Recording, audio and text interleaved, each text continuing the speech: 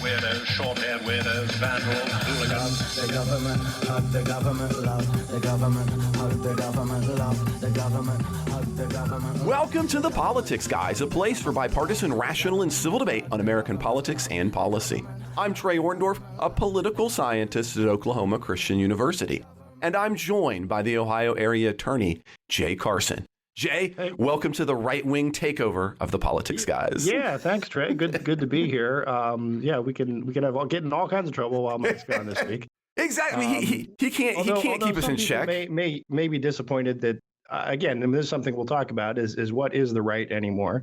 But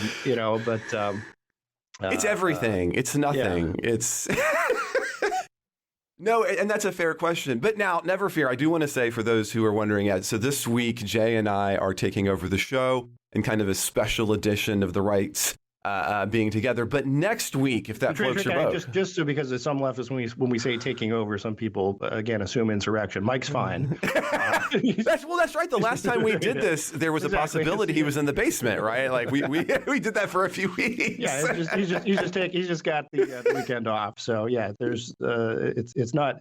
It's not permanent. It's not a yeah. Well, it's gonna be a rotation of power. Next week, Mike and Ken they're gonna come in and they're gonna give their very wrong left-wing views, and they can get together about how the Supreme Court is corrupt. Okay, so in all seriousness, yeah. So we got this week you and myself, and next week we got Mike and Ken, and I hope listeners that you find our little bit of a switch up on what we do a lot of fun. And Jay, I'm looking forward to doing the show with you because we don't get to do that often. So, yep. Well, I mean, I think maybe it's kind of apropos that we take over this particular week because, of course, the Democratic primary in New Hampshire didn't exist, right? Yeah, it doesn't matter. It doesn't delegate any votes. And we'll let Mike and Ken sort out whether they agree or disagree with Biden's push for that.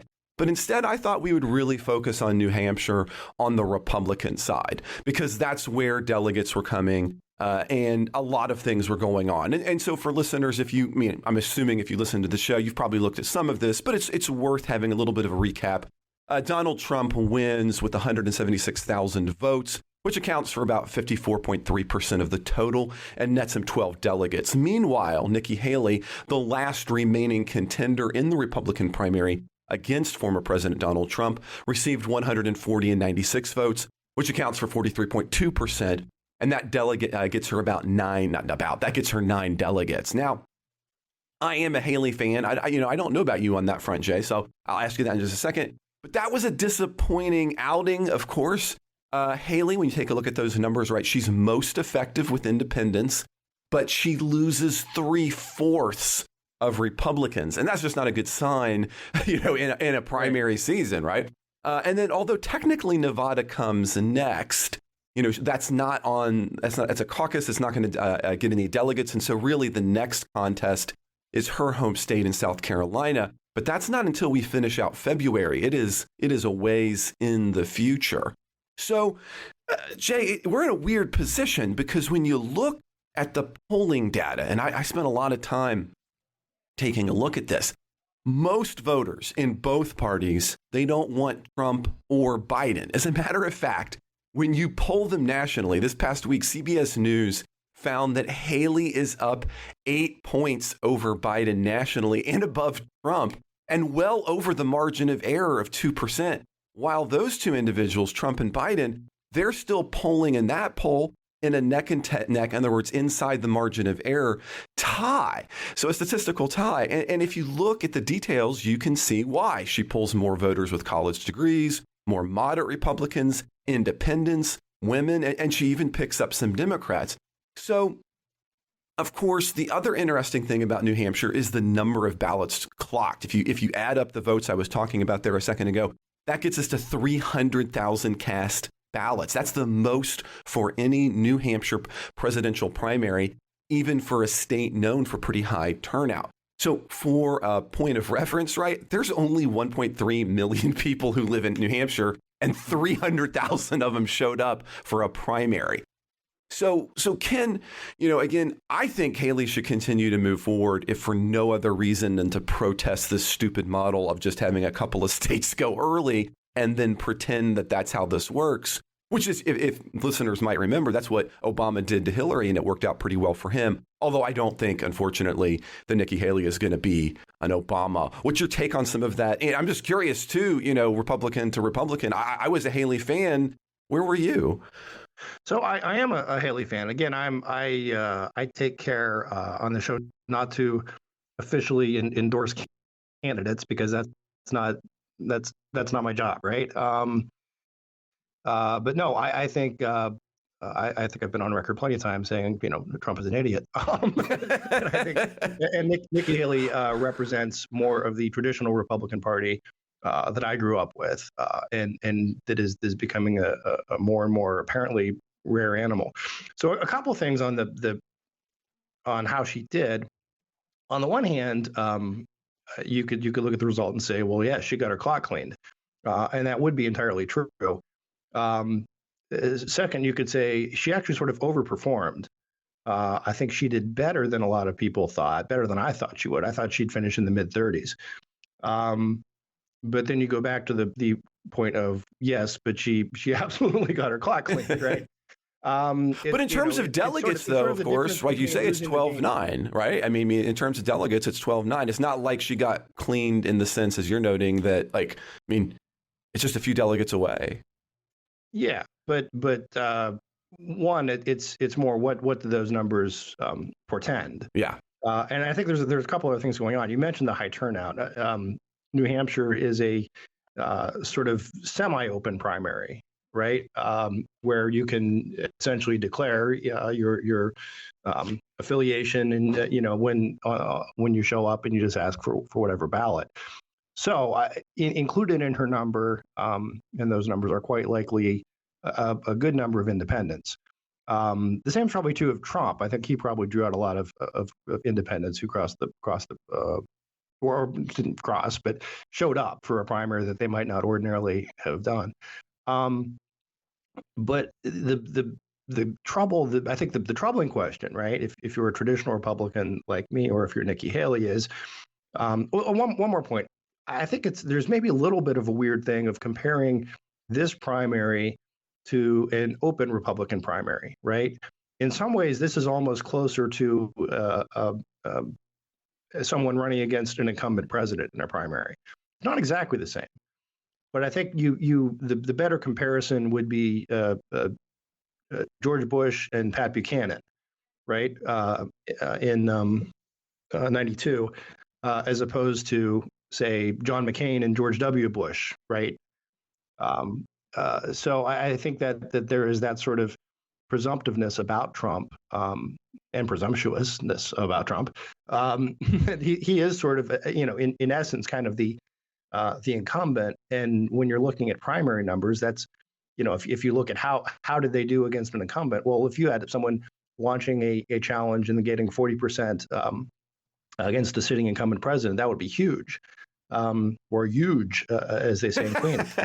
But I think, that you can all look at that and say, wow, that's really good news for Nikki Haley. The dark question that I think they have to be asking themselves in the campaign, and a lot of America would be asking themselves, is if Nikki Haley can't win in New Hampshire, in the New Hampshire primary, what primary can she win? And I don't know that there is one. Well, I mean, I think that brings up an excellent question as you head to South Carolina, which is her home state, right, where she's been governor. And obviously that doesn't look phenomenal in either polling or in endorsements right now, which I'd say it's a lot less than phenomenal. I mean, yeah, it's terrible. I mean, it looks worse than New Hampshire. Oh, definitely for the distance out that we are at the same time as we were looking, for sure. And that is in context of course, the thing we haven't mentioned, which was right last, on Sunday, DeSantis ends his campaign and does, I think, what everybody assumed he was going to do, and that was throw his support behind Trump. And even though he's going to take a few more shots at Trump, he's also going to take some shots at Nikki Haley, but he's ultimately going to support Nikki Haley. I mean, he says, look, it's clear to me that a majority of Republican primary voters want Donald Trump another chance. And while I've had disagreements with Donald Trump, Trump is superior, right? I mean, and so that's what we go out on. So it's tough. So, I mean, do you hold any hope for Haley in South Carolina? No. Okay. Yeah, I feel you. None whatsoever. And look, I mean, I'm looking at this as the cold hard analyst type person. I mean, if it was a rooting interest, I would say absolutely. Go Nikki Haley. I think it would be fantastic to have Republicans have the first woman president, right? That would be a huge blow to the Democrats. But that person is not going to be Nikki Haley, or at least it's not going to be Nikki Haley in 2024. It's going to be Kamala Harris. Well, I don't know about that. I don't know about that. But I think those are just the way the numbers are adding up. And I could wish and hope otherwise, but that's, again, we are where we are. Well, let's throw another wrinkle on this, Jay. So, I mean, yesterday, so that's Friday, Donald Trump is found to have violated again the court, and once again been found to have defamed E.G. Carroll. This time, the jury came back with a absolutely sizable penalty, topping, almost getting to $90 million as a result of what he said he was holding in cash as a way to try to get him to stop talking about her and defaming her. And so, again, does that potentially change? I don't mean just that particular item, but I think one thing that a lot of analysts, and I think more so in the popular opinion, is to say, well, if you get enough of these cases, if you get enough of these hits, then maybe Nikki Haley can do something. In other words, like we said, it's a long time until that primary. What if he continues to violate this order again? He's already on the hook now. Like I said, for around $90 million between the two judgments, and I can imagine him going out on the trail and saying something else. Does this offer an opportunity, since there's a long period of time, given that we're kind of seeing some of these court cases bite him? I don't think so.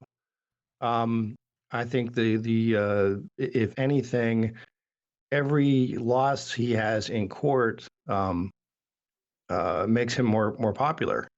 I think there's one core contingent that, as he famously said, I mean, if you could shoot somebody in the middle of Fifth Avenue, that will vote for him no matter what at this point. And there are others who I think just look at, listen, we know who Donald Trump is. We've he's been in the public eye, public life for some 40 years now. We knew what we got when we voted in 2016. We saw what we got in 2016. But we still prefer that to Biden. I think that's where it is. I don't think there is a proverbial straw that's going to break this camel's back, that it's like, oh yeah, but the Eugene Carroll thing, or oh yeah, but the documents, or one more, one more thing. It's just, at this point, it's almost as if, I think there was a similar phenomenon with Bill Clinton back in the 90s, when all the as was James Carville's word in the day, bimbo eruptions kept coming, right? To some extent, they almost had there was so many of them. There was like a numbing effect almost, right? You're like, yeah, there he goes again. That's another one. It's almost like you get sort of used to it. And the same thing with, say like Whitewater. Again, oh geez, it's another Clinton scandal, and it's really complicated. And I don't know. Look, the guy's shady as hell, but the economy is doing pretty well.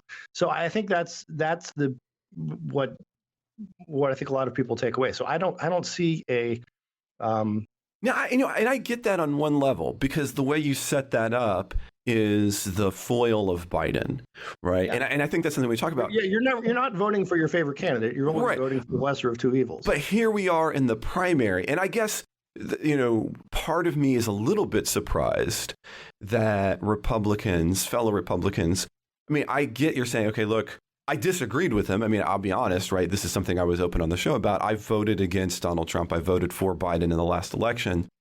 But, here is our opportunity to vote against Trump, but not to vote against republicanism. So that foil, it only works until you get to the general election. So but I still think you're probably right in suggesting that the cases don't hurt him. But I'm not sure if the logic still works the same way when you're talking about either DeSantis now out or Haley.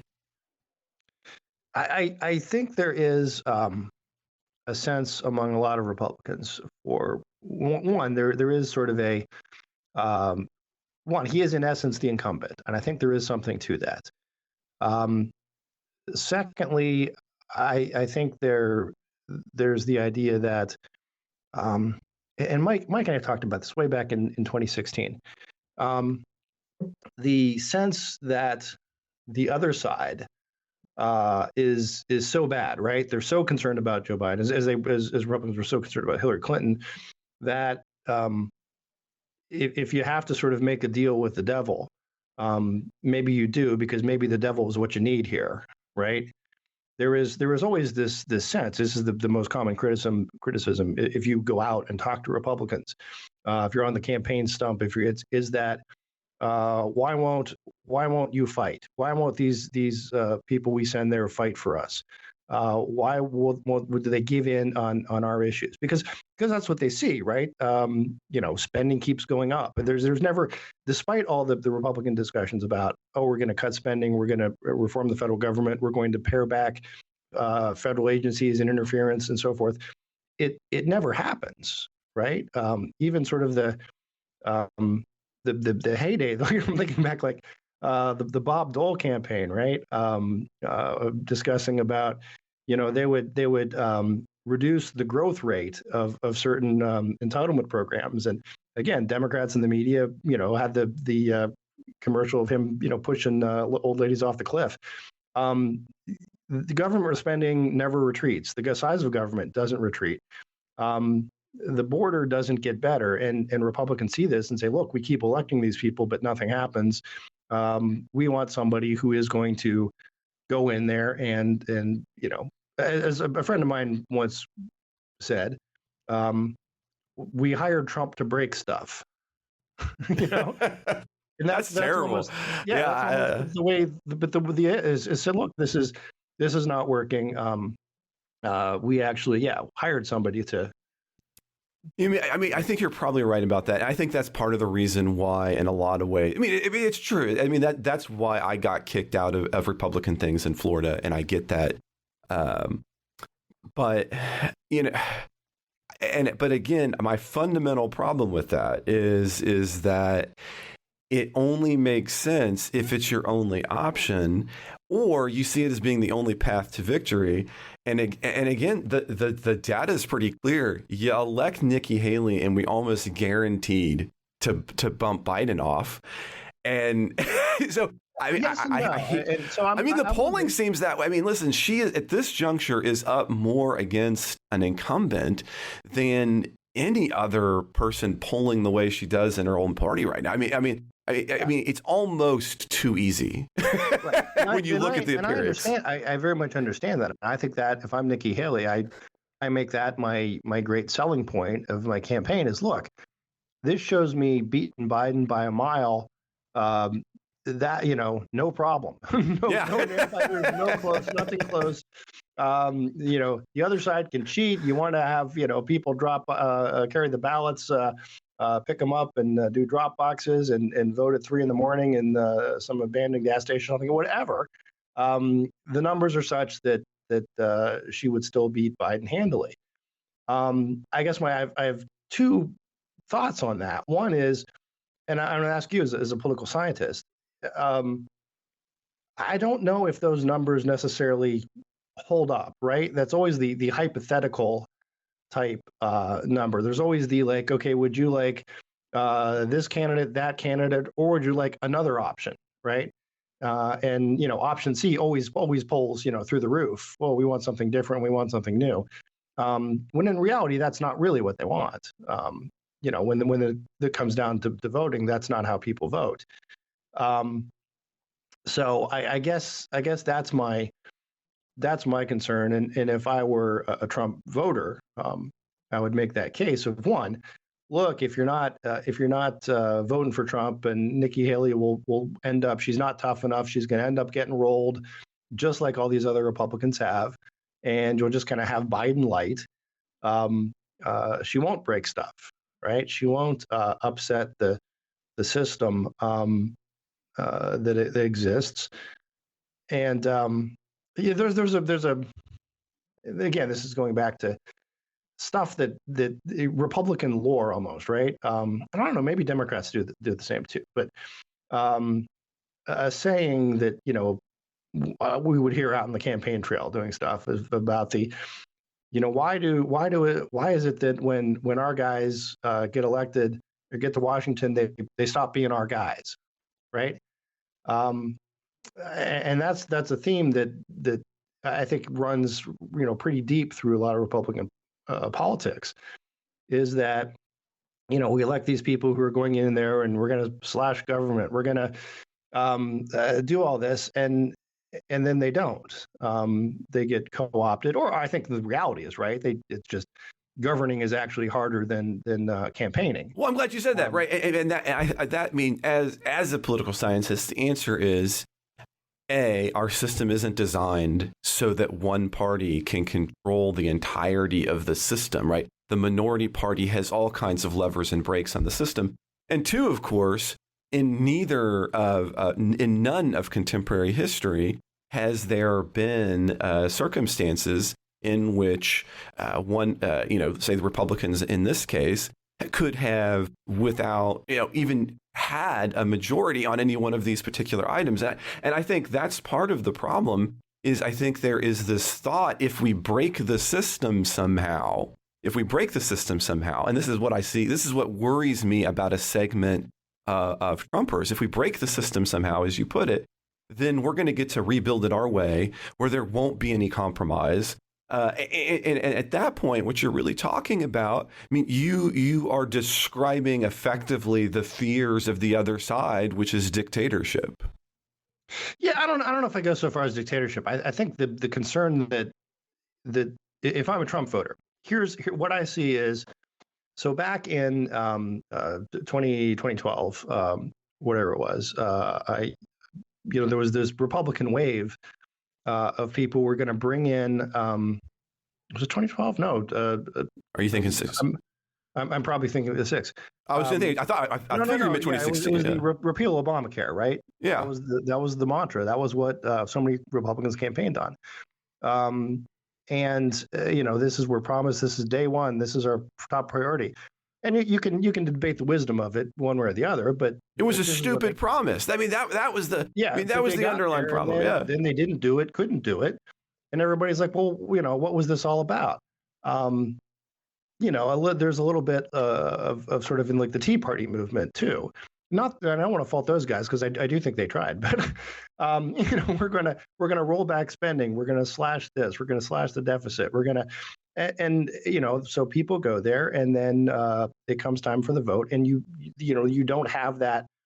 You just don't have enough numbers, because you have enough Republicans who decide they're not going to do that. Now, they may have good reasons that they say, no, I think this really is a priority, and here really is the spending, and or maybe you get to Washington and you see what the numbers actually look like, and you realize, oh, okay, well, we still have to do that, and there's political pressures and people being co-opted, and but let's be honest. I mean, the reason maybe co-opted is a bad word, but that fails in part because part of that groundswell shift as you move from the Tea Party to Trump is the idea that Trump is explicit. We can't touch entitlement items. Yeah, you can't change that, and you can't touch military stuff. And so And so I agree with you, but that's clearly not in that fiscal conservatism. Yeah, role. So we get to this point. I mean, so again, if that's what you want, that doesn't make sense. But I would say substitute the border for the fiscal control stuff. Right? Yeah, well, that could be. Yeah, that it's not a matter of I was just, again, using those as examples. I was just thinking back to, George W. Bush, the last Republican president to really take, I think, an honest stab at rethinking about Social Security, for example. Yeah.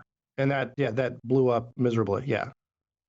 Well, I think we should probably pause that for a second, because I think one of the things we should say, right, so if listeners, if you keep in mind for our bonus show this week, one of the things that Jay and I are going to do is we're going to get deeper into the Republican weeds a little bit and offer some prognostications for what we see is happening, how we kind of fit in it, a little bit different of a take. So again, if you kind of like that conversation, we'd love for you to join us as we get to there. But I want to start to pivot a little bit, Jay, and move to Texas, right? Just to my southern state to the south. Because some people think of us as the good Texas here in Oklahoma. I don't know. Okay. Well, no, I mean, basically, Texas see us as being evil. If anybody ever wants to see, and this is true, watch a little bit of the old King of the Hill and how they talk about Oklahoma. If you want to know what Texans really think about Oklahoma. But let's get into this. So we had kind of I'm not often surprised, but I was a little bit surprised over what happened this past Wednesday. So let me set up what happens. We have had a conflict between Governor Abbott and President Biden for some time now. And here's what happened. At the beginning of the year, the U.S. Justice Department filed a motion with the Supreme Court to allow officials to remove razor wire, or at least cut it, to help migrants who might otherwise be killed. It also made hard, as the Solicitor General argued, to have the border control agents with the power and duty to control the border if they're not the ones in control of these border materials, i.e., again, those razor wires. And the primary location in question is Eagle Pass, Texas. And it has faced a record of migrants crossing the border, and it has led to many deaths of those trying to cross the border, most recently as they encountered both waters and razor wire. And the argument from Abbott is that the border has not had a deterrent effect. And that is if we don't lock it down, if we don't make people, I mean, he's not quite saying this, but I think this is what he's implying. I think he would say it if he could. Look, if people aren't dying to get into the country, then they won't stop trying to get into the country, right? So the border increasings are going to increase unless we make it so deadly that they can't. Now, this week, the Supreme Court then, in an unsigned order, lifted a federal appellate court ruling forbidding agents from moving or changing those structures. 4 justices dissented from that order. Not a big surprise who they were: Thomas, Alito, Gorsuch, and Kavanaugh. The Court of Appeals had found that the agents were not carrying out their duties by cutting those fences. Although there is no content to the Supreme Court clearly at least disagreed. This is what led to the biggest news of this week, which is Abbott issuing something, I would call it a bit like a nullification doctrine redone, an order arguing that President Biden had broken the compact of the federal government and states. He actually released this statement generally and on X, and it says, quote, President Biden has refused to enforce those laws and has even violated them, end quote. He then argued that, quote, James Madison, Alexander Hamilton, and the other visionaries who wrote the U.S. Constitution foresaw that the states should not be left to the mercy of a lawless president.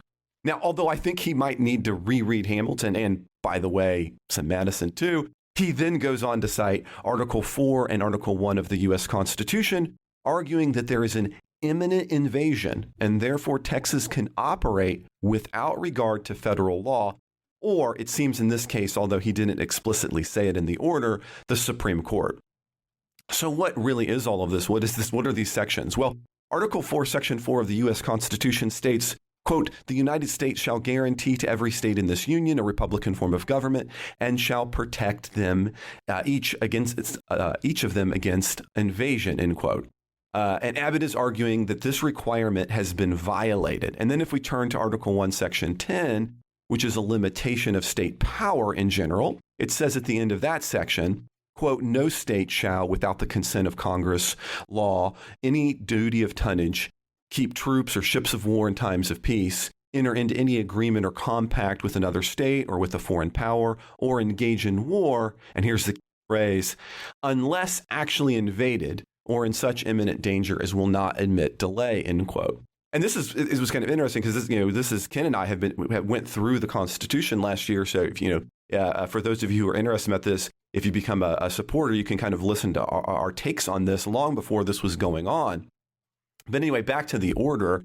It also cites Arizona v. United States, but pause, not what you're thinking, not the majority opinion. Instead, it cites a dissenting opinion on the issue, which argued that state law could supersede federal law on immigration that had been written by Scalia. Now, Jay, there's a lot of things going on here. The first thing that comes to mind, is Madison actually wrote about this very issue, and he argued explicitly, and this is in terms of the Alien Acts that gets passed during the administration. Yeah, he basically says, look, unless you have armed troops coming across a border, I'm paraphrasing here, it's not an invasion. And Hamilton, let's go a little bit further. He had even he took an even more stringent view on this case. And again, I'm not a lawyer. I'll let you turn you over to you. But you don't generally cite, I love Scalia, but you don't generally cite the minority opinion when you're issuing law. So no, I was a little taken aback. So what's your take on this? Because I'll be honest, again, I don't get shocked often. I'm not shocked often by Abbott, but this just seemed so, over the top wrong. What do you think? No, so I look as if I'm reading the Constitution as an originalist, first as a textualist, and then secondly with an originalist sort of gloss, right? I read that to mean, because the phrasing says "shall not make war," right? Except if invaded. To me, that does imply invasion by an army, an armed force, and by another political unit. Yeah. Well, I think you could make the argument that you could have whatever. Let's say it's drug cartels or armed drug cartels, or it was Santa Ana's Raiders or something. Some other. I wouldn't go so far to say it has to be a recognized another state. But I think it implies that it is an armed invasion, and an invasion also tends to mean I think if you take it in its originalist context, the idea not just of an incursion, but of a moving into territory with plans to keep it, right? So no, I would not. I don't think Governor Abbott declaring this is an invasion. Where again, I think metaphorically, right, politically, rhetorically, I think he's entirely correct. When you have this many people coming uninvited. Well, okay. I know this doesn't. It's not an invasion in terms of an invading army, which might trigger. But I want to push back a little bit because I know that I know that I am not on the majority position here with the Republican Party whatsoever. And heck, I'm probably too far to the left, even compared to Mike, because the three of us have done shows on this before. But I really have gotten tired of that rhetoric because, in part, put aside the particularistics of the policy. What we're talking about is individuals fleeing, and whether we think they ought to be fleeing, ought to be ending up here or not, I don't think there is anything either useful or accurate or descriptive about calling the invasion, because that sets up, I think, this kind of, it normalizes language of viewing these people in a light that even if you disagree with the policy is deeply kind of offensive at best. So I push back, and I disagree. I know Mike feels strongly about this, but if you have at this point 10,000 people a day coming uninvited, coming illegally, and Mike and I had a back and forth about this, and his position, well, they're not illegal if they're coming here seeking asylum. I would say no. That you're still entering the country illegally. You might have an affirmative defense to that if your asylum is awarded, which in almost all cases it's not. I would say, are all these people fleeing? No, I'm not sure that's the case either. There are a lot of people who are just trafficking fentanyl. And even if they are That is fleeing, now, but Jay, but look, yeah, again, we're talking like you're right. There's lots of people pushing the border, and I have not done the recent math on this, but to suggest of the 2,000 some people coming across the border that I would put money on the fact that less than 2.5% of them have any interaction with fentanyl whatsoever. okay, fair enough. But I think you can agree, and you could look at the numbers at this. Almost all the fentanyl in this country comes through the Mexican border. I mean, that's pretty well documented. And if you say, okay, it's only 2.5%, so okay, if 10,000 people are crossing every day, well, so you got 200 people a day carrying fentanyl across the border a day. I mean, that's what I'm saying. I'm not holding you to your 2%, but no, I mean, I think that's fair. But there are very, very good reasons why countries have borders. One is to see who's. I mean, we have people who are crossing who are we find them, catch them, are on the terrorist watch list. There are people who have committed numerous heinous crimes once they get here.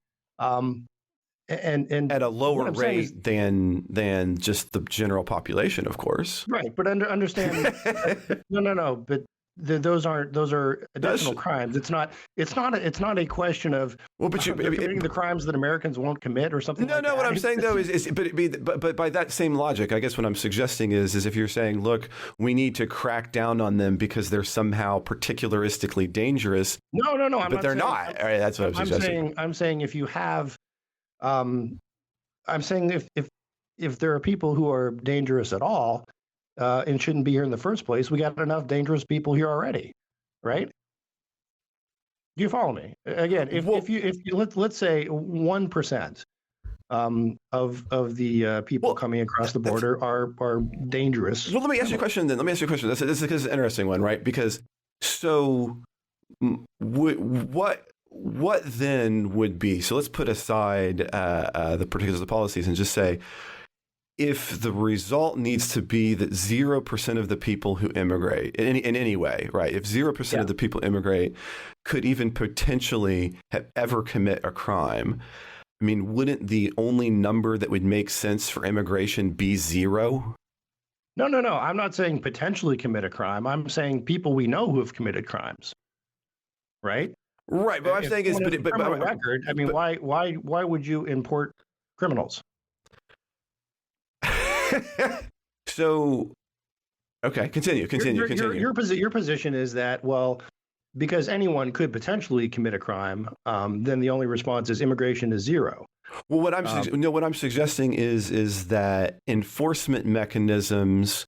There's two. One of the arguments you're making is that we ought to be particularly concerned about the population crossing because of crime.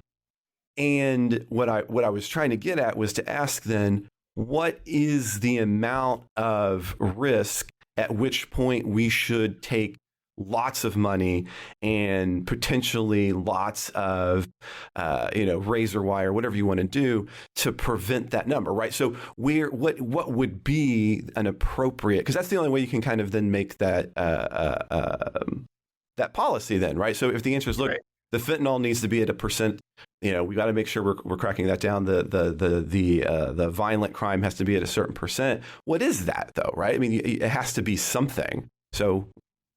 Right. I'm suggesting if someone comes to the border, they say hi.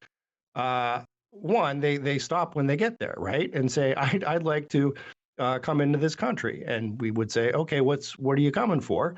And they say, well, I'm fleeing tyranny or whatever. You would go through a process and say, okay, what's your name? Where you're from? You do a background check. Here's the thing, if Trey, if I if I cross the border to Canada, they stop me. They check my license. They, check my credentials. They make sure I don't look suspicious. They look, am I carrying anything in my car? Am I bringing anything back? Do I have any of these things?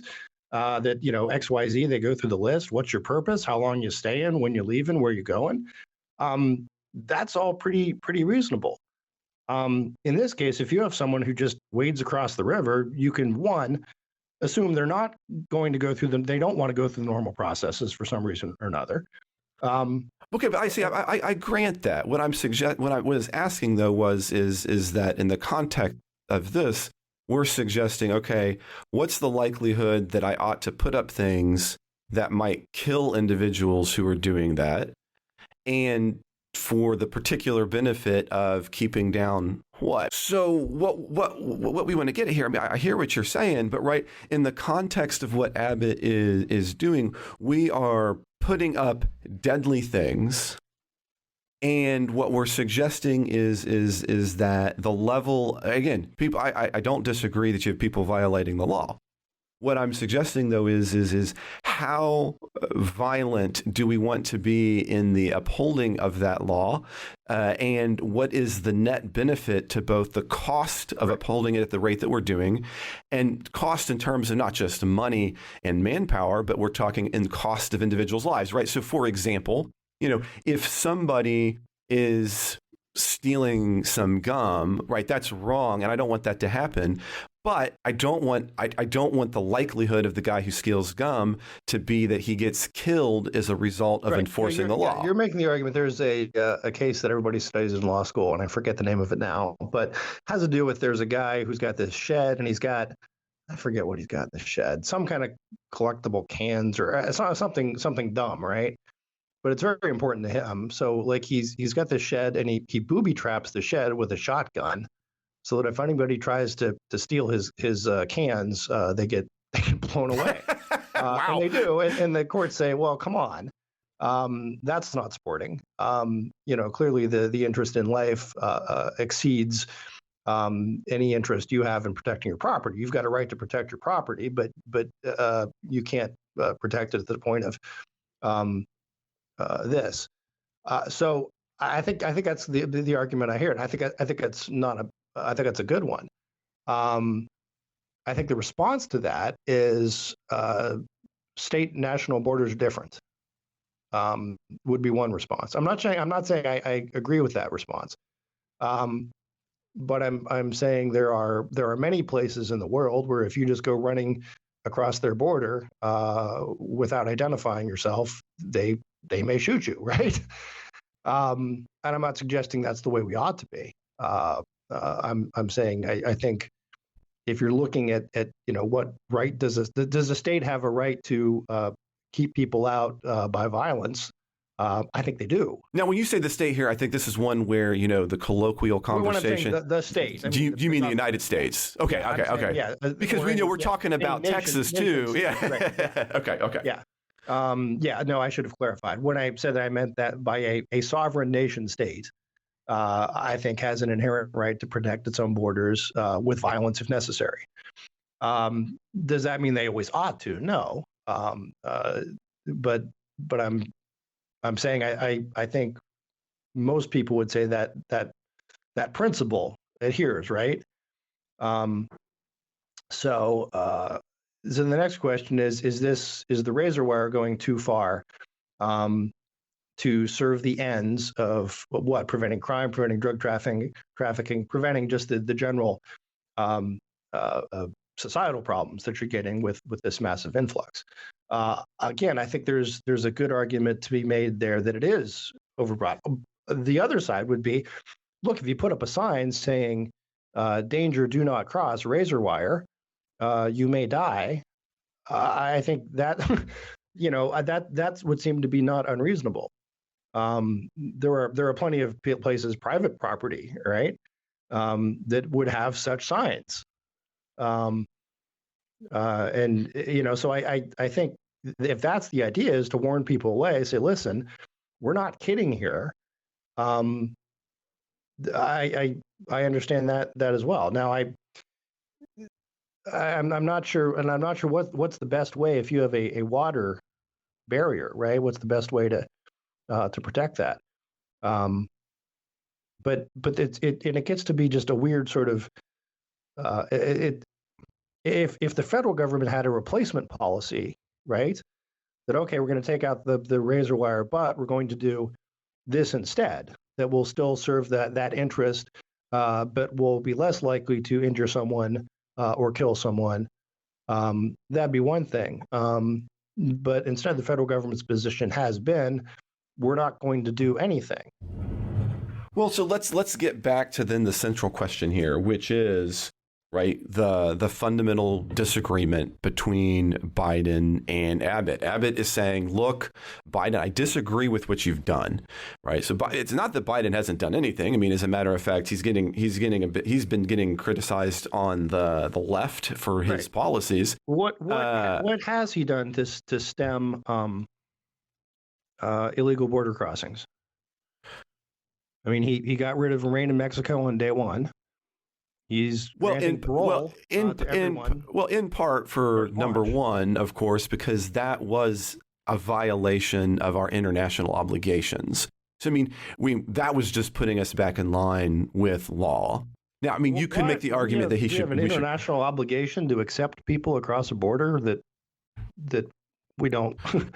Our treaty obligations are such, yes, that if you have a reason to be, the fact that you have asylum seekers who are fleeing, you actually cannot force them to wait. They are supposed to do that in the country of origin. Yeah, I mean that's my point. In the country of origin or another country, they're supposed to. No, the country in which you're looking for your asylum. You don't have to wait to make the asylum. That is the underlying argument of international human rights, is that you don't have to remain in danger as you're making that claim.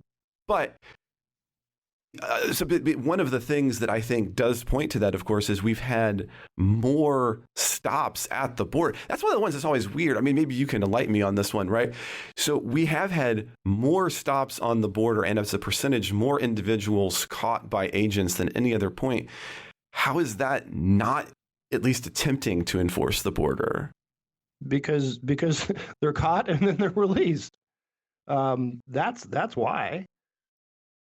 I mean, it's one thing if you were, say, caught and turned back, caught and deported, caught and taken, or caught and said, listen, you can't come into this country until you've received asylum, or unless you can show a compelling case that you actually should receive asylum. And the problem is, and you would be right in arguing this, once you're on American soil, then you do have, you've got that asylum right. So the only, under our system as it's set up now, the only way to do this is to prevent someone from crossing. Otherwise, anyone can come, request asylum, and they're here for several years. Maybe they show up for the hearing, maybe they don't. And then you get to the big question of where we're going to be in a couple years.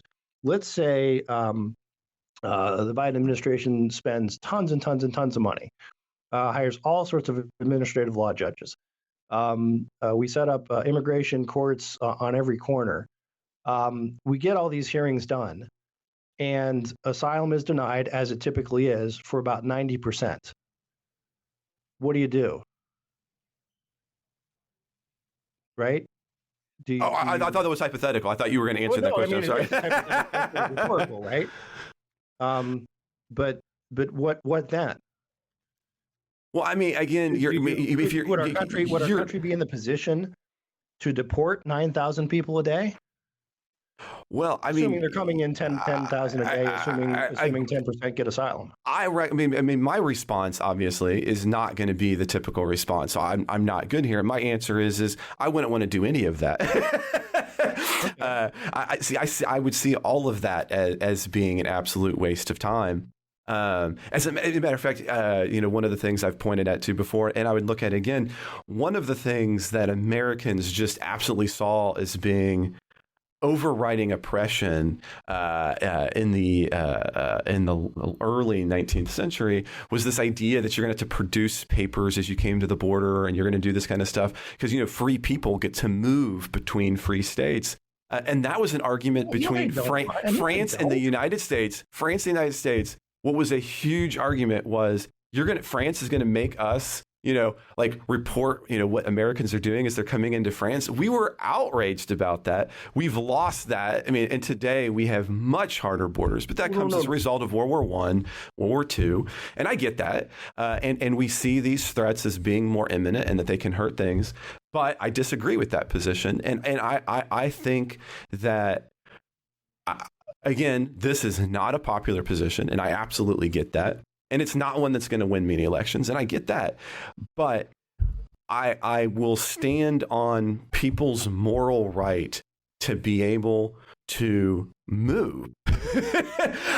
The idea that nation states should have a lockdown on me because I've been born in a particular location has no standing.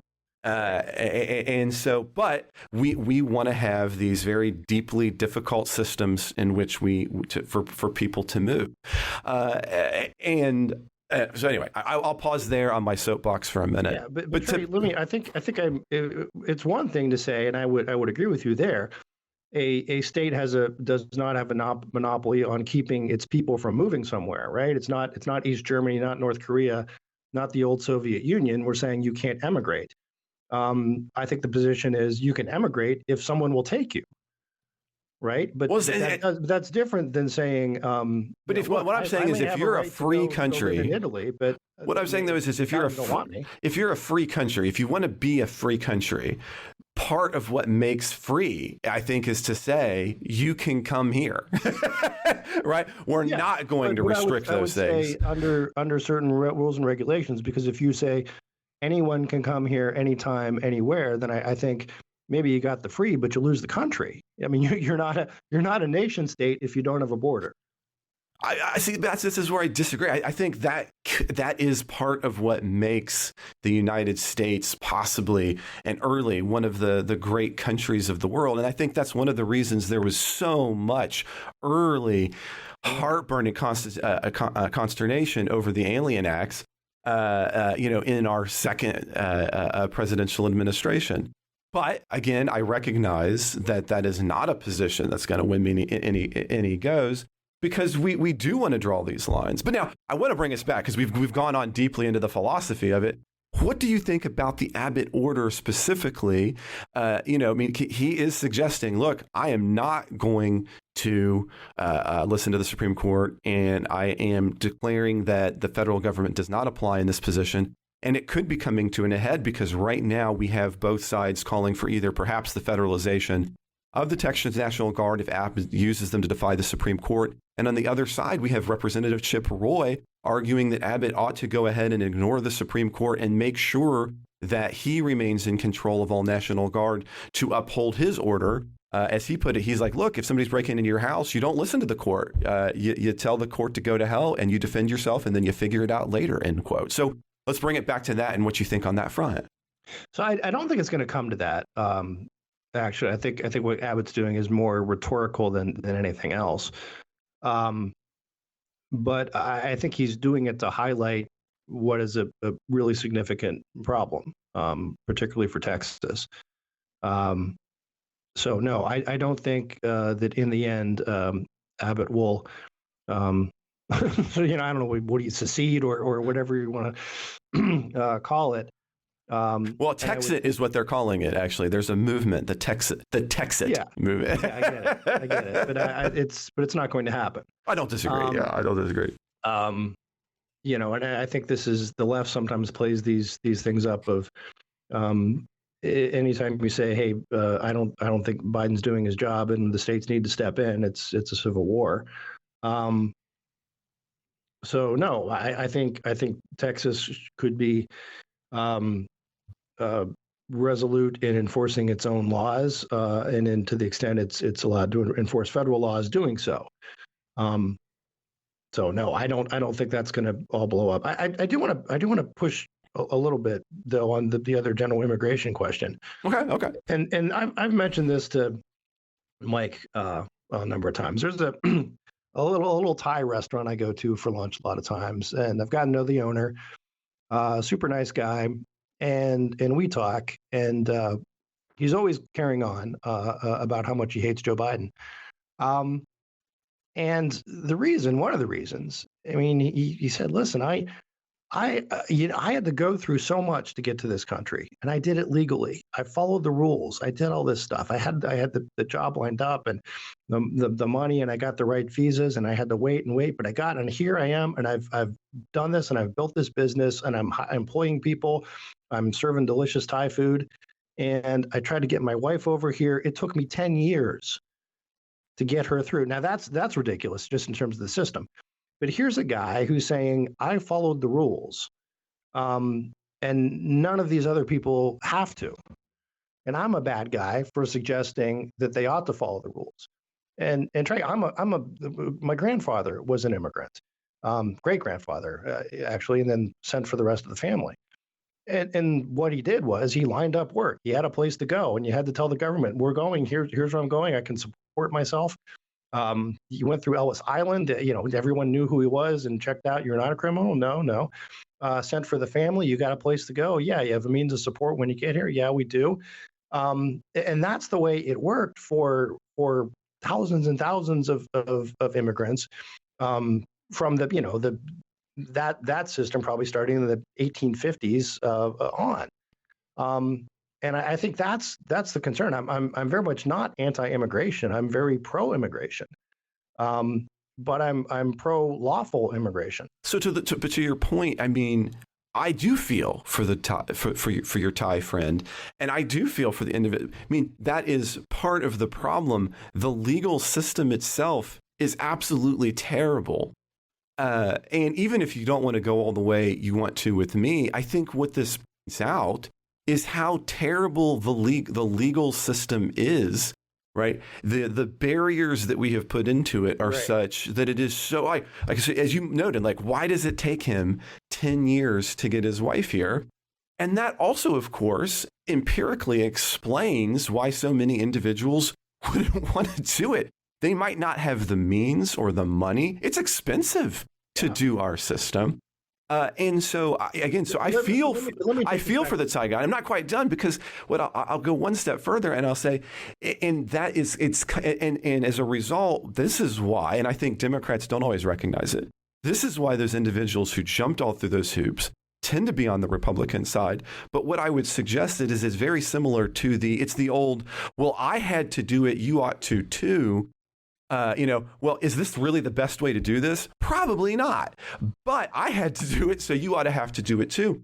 And I understand the justification he has for saying, like, look, make that difficult. And that is why in Texas, for example, you have that. So I agree. He would not say, and I think most Democrats would not say, I want the same difficulties imposed on me or imposed on others that were imposed on me. Okay, well, I am mimicking some of my former students who take that view. So maybe I wasn't trying to put that on him, but I will say other Mexican immigrants have made that kind of argument. But continue. You were trying to get to something else there. Not saying, listen, I had to, it took me this many years. It should take them this many years. I think they would someone would be very happy to say we should reform the process so it doesn't take that long, so it's not that burdensome. But there needs to be a process. It can't be just I'm going to jump ahead of everyone else or ignore the process. But I think let's make it an easy, cheap, free process. But again, I get it. No, that's not popular. It's not popular, but it's also then, it's an expense to weed out the folks who are bringing the fentanyl or might be violent criminals. And I think that's an expense that, the government ought to. But see, one last thing on that. Like, I hear that, but okay, let's go back to one of our biggest, most violent moments in American history, 9/11, carried out by individuals who went through the stupid process. So I guess I'm also a little bit biased by the fact that even our current very hard process failed. And so I sit here saying, okay, so if we do a complicated process to somehow keep it all out, I don't think we're going to keep it all out anyway. And I don't see what I'm netting So I guess as I continue to go along, I just keep saying, well, look, we can continue to have some kind of process that, if it's anything like what we do right now, has failed in epic and spectacular ways even when it was working theoretically. And so why do I want to spend even more time on that? Why not just make it even easier? I'm not even sure how to respond to that. Do you think? What do you think the response of? You acknowledge there are many people in this world who would want to do our country harm. Of course, who want to kill Americans just for the sake of killing Americans. Of course, and yes, but I mean, again, the system as we have it right now has not consistently stopped that from happening. Right. So you would. This is sort of the as the phrase goes, letting the perfect become the enemy of the good. Since we can't stop all the terrorists, we shouldn't do anything. I mean, no, it's like, look, it's kind of like saying, hey, look, let's imagine I've got this, we've had carjackings going on, and I have to now, in order to get my car into OC's parking lot, I have to go through 14 different steps. It takes forever. It's kind of maybe even a little bit dangerous in some ways. And I'm doing it so that, I'm not going to have to suffer a significant number of carjackings. But if I'm still experiencing a significant number of carjackings, now all I have is both the significant number of carjackings and all of those additional processes on me to get my car into the parking lot. So what I'm suggesting is to say is that if the effective rates, if the goal of a particular policy is to just change the probabilities in a statistically significant way, and empirically it doesn't appear that it's changing it, right? So if the carjackings are still within a magnitude of order of the same, what am I gaining by now having the additional sets of difficult processes to get my car into the go? So I'm not suggesting it would have to be at zero. I'm just suggesting that empirically that we have not experienced additional quantifiable safety as a result of the kinds of policies as they exist right now. So if the goal is to bring those down, and the demonstrable evidence appears to be that it does not, I now both get the negative policy outcomes I'm supposed to be protecting from. Yeah. No, I get it. It's a longer line at the airport, and you got to take. And I'm no safer. And all that kind of stuff. No, I think that's not a bad argument. But going to the immigration question, let me maybe just put it this way, as succinctly as I can. What steps do you think should be required for someone to gain admission to the country? Well, I would want to national. I would want to look at the data and see, are there any things that I could ask or do that would empirically offer me a higher level of safety while simultaneously not countervening my ideal of people freedom, right? Right. But I would have to actually take a look at those items and say, well, what are those? Are there ones, and what could we actually? Honestly, I am not sure what it be. Would you require foreign nationals to enter through certain places? If that netted me something. Otherwise, why would I care? Okay. All right, so again, if it prevented something, if it helped us on some actual policy outcome in a meaningful way, then I'd be open to having a conversation about it. But it doesn't appear that it has. I'd like to know who's in my country. I mean, again, this goes back a little bit of a difference. I don't care, right? Like, one of the things that kind of fundamentally bothers me is the fact that we think that we have to know specifically every single human being. Like, who are you? What are you doing? Okay, I don't care. I mean, as long as you're not harming me, harming other people, what do I care? Yeah. But the argument would be made that perhaps if we had been more stringent in caring about who's coming into our country and why, we could have screened out the 9/11 terrorists. So in other words, if we were even more stringent than we had been because they went legally. They have student visas, but keep in mind, there are a lot of folks then who overstayed student visas. So I mean, right? If we've been more quick to enforce that, and so many Well, it used to be. I think it's less so now because of the people coming across the border. But that was the biggest number was people overstaying student visas. You see for the So what I'm saying, individuals if that had been more enforced, could we have stopped 9/11, or maybe at least? And I think we can argue that there have been a lot of terrorist acts that have been prevented because we stopped people. But it's prevention stuff to measure. Well, it isn't as hard to measure as it could be. We make it more difficult in part because because of the way we release data in the state is opaque. Because it's difficult to answer because that goes back to a lot of policies of having secrecy as results to those things. And that data isn't generally available to scholars. And so we can't always answer that question. So, that it is true that it can be harder to measure prevention, but it's not impossible. In this particular case, it is much more difficult to answer the question because, of course, we don't release really good data, which is another problematic aspect. But now we start to get into the question about, I think we ought to release more data too, so that we can answer those questions without the opacity to have better policy outcomes. But that, I think, brings us to maybe, I know we're running a little bit long, Jay, but I think we need to get at least one last item from the week. Please, I'm sorry. It's all good. It's still a border, right? So we can still sit there. The border, yes. But this week, of course, we appeared to have bipartisan support for an immigration bill that would be paired with financial dollars to the Ukraine and Israel. And there seemed to be some movement on that. And again, obviously, this might be something that you're more excited about than I would have been in some ways. But these talks really seemed to falter when this Wednesday, Senate Minority Leader Mitch McConnell suggested that the politics had shifted. Why? Because President Trump wants to build his reelection campaign around immigration. And to kind of not step on the toes there, we don't want to make a fix and therefore stop him from running on that.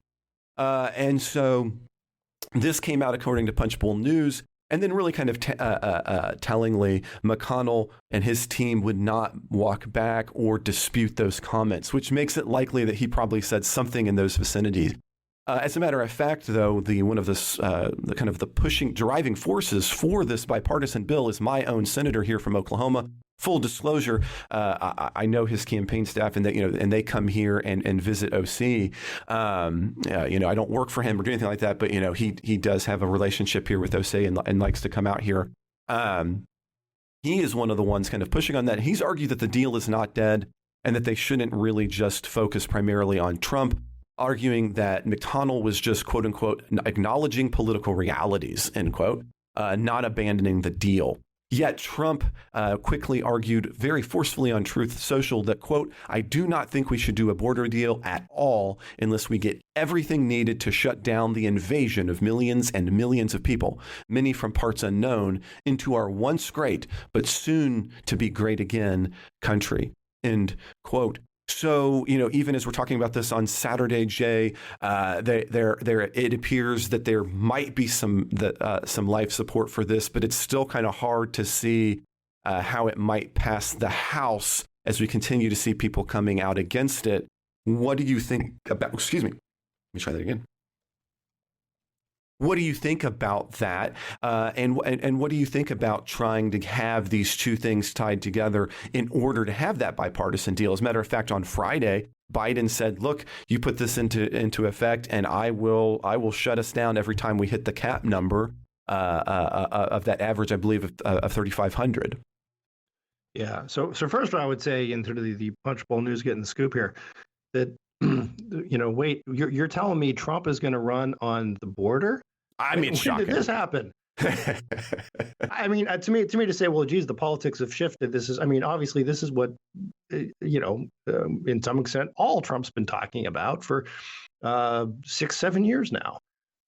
So I don't think it's you can say, oh, geez, all of a sudden we found out that President Trump's going to be running on border security. Well, no, the thing would be McConnell saying, look, we've got to kill this because the primary's over effectively.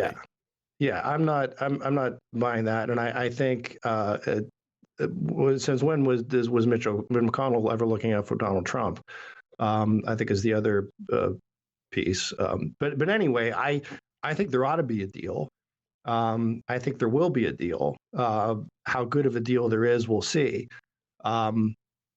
I'm not sure exactly how. You mentioned this earlier. I was kind of had a late night last night and saw the headline as far as Biden's proposal, so I can't speak to it with a lot of specificity.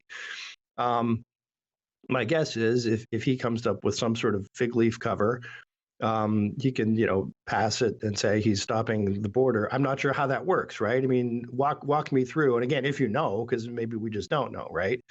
What the how this would actually work. The text of the deal is not available. Yeah, I mean, the text of the deal is not available. So I'm always hesitant until I can actually read some of a bill. I'm not going to make any kind of predictions on that. So that's I guess that's again kind of where I am. So I don't know for sure if Biden says he's going to shut down the border.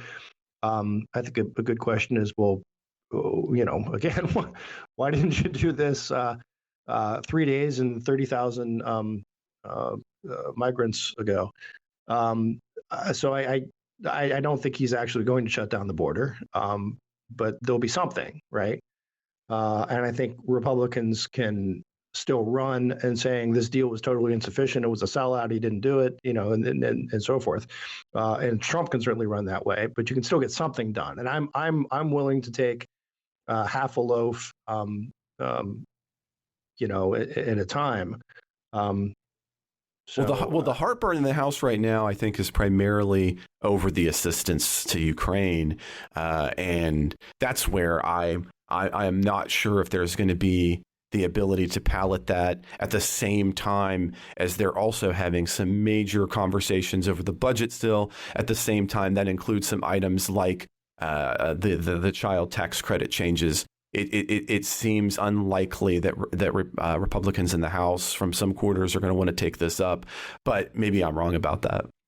Well, again, I think if you can give Republicans the ability to declare even a partial victory on the border, they'd be willing to go forward with Ukraine funding. That's the question, right? Is whatever this deal is going to give those Republicans enough cover to say I'm doing something on the border in exchange for Ukraine funding? And I again, like you said, we just don't know yet. Yeah. Well, Jay, I'm going to pause us there, and we did not get to everything we had intended to. We digressed a whole lot. So we're going to have a huge bonus show. So listeners, we're going to talk more about the Navarro sentencing. We're going to talk about a secret surveillance court. And we're going to do what our kind of predictions about the Republican Party and our view of what's going to be coming of that as we move forward in our bonus show. So I hope you join us for that. Now, if you aren't already a supporter of the Politics Guys, I really hope you'll consider becoming one. I mean, you're going to get these kind of cool things that Jay and I are going to do in just a minute. Or as Ken and I often has been doing, we have been going through the Constitution, gotten into the Bill of Rights. And we would love for you to kind of come. It's a chance for us to get away from just the story. So we're going to do a few stories, but we're going to break away from the news cycle as we always do to kind of give you that broader context, especially about conservatism and the Republican Party. So if you want to become a supporter of the Politics Guys, it couldn't be easier. You can just head to patreon.com/politicsguys. And you're going to see all the different levels of support there. And there's all kinds of cool extras you get depending on the level that you're at. So this can mean something like being a part of our very active Discord group. I've been debating with them on there right now. Jay, you've got some deep supporters on Discord. I don't know if you know that or not. No, I don't. I don't tend not to go on to it's not that I don't want to, because I do. It's just a matter of justice is a jealous mistress.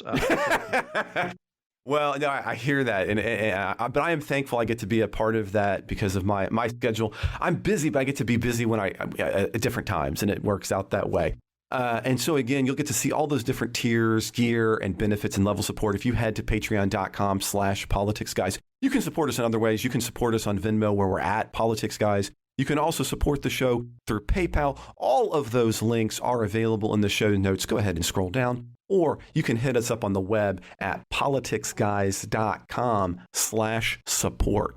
Now, if you'd like to get that midweek show, but you're just not in a position to financially do it, I totally get that. Again, Listen, I'm poor.